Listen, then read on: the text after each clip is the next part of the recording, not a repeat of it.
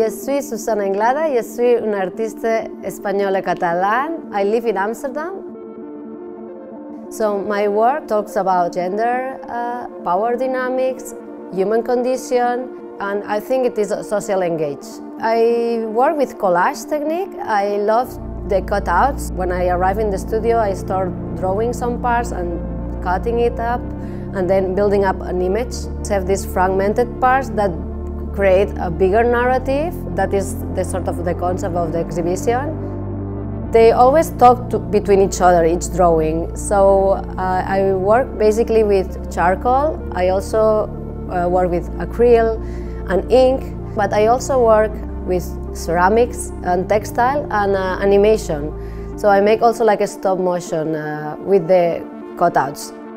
And the other part that I'm making I'm going to present a drawing now is an installation of different drawings that they will create a narrative.